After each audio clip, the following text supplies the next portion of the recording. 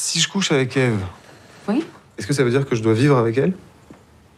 Ça m'en a tout l'air. Ah non, ça c'est parce qu'elle m'a dit de prendre quelques affaires, tu vois. Mais genre, on peut aussi coucher sans se mettre ensemble.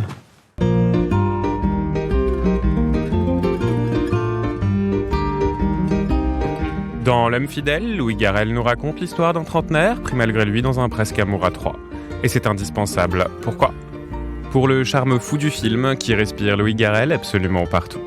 Au départ, on se dit qu'on va encore avoir droit à un pastiche nouvelle vague sur un Parisien hétéro-blanc perdu entre deux femmes et deux appartements en mur taupe qui sentent un mélange d'Algret et de papier d'Arménie.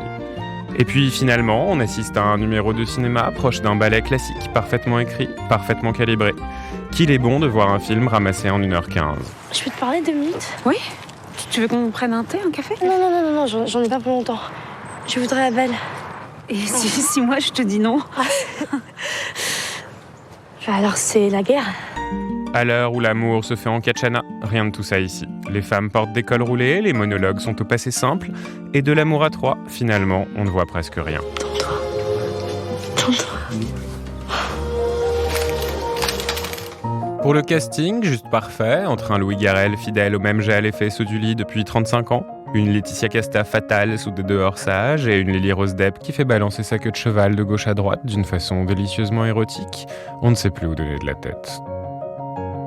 C'était sans compter sur Joseph Engel, merveilleux en jeune ado d'un rare maléfice, faisant croire à qui veut l'entendre que sa mère a tué son père, pour qui elle avait quitté Louis Garrel 10 ans plus tôt. Il paraît que tout le monde un jour a eu envie de tuer quelqu'un. Toi, par exemple, t'as déjà eu envie de tuer quelqu'un? Oui? Toi? Pour le retournement des rôles et des sexes tout en délicatesse. Ici, ce n'est pas l'homme qui impose ses désirs aux femmes, mais au contraire, les femmes qui jouent avec l'homme comme des chats avec une souris, sans pour autant qu'elles ne soient renvoyées à une sorte de girl power de pacotille. Et si tu faisais l'amour avec elle? Avec qui? Avec Ève. Voir notre séducteur ténébreux prendre des airs de petit garçon perdu parce qu'il se promène un peu trop souvent sous les jupes des filles a quelque chose de suranné, de mélancolique, mais d'extrêmement moderne aussi. Comme quoi, le cinéma français n'a pas forcément besoin d'être dans son comportement bah ouais pour coller parfaitement à son époque.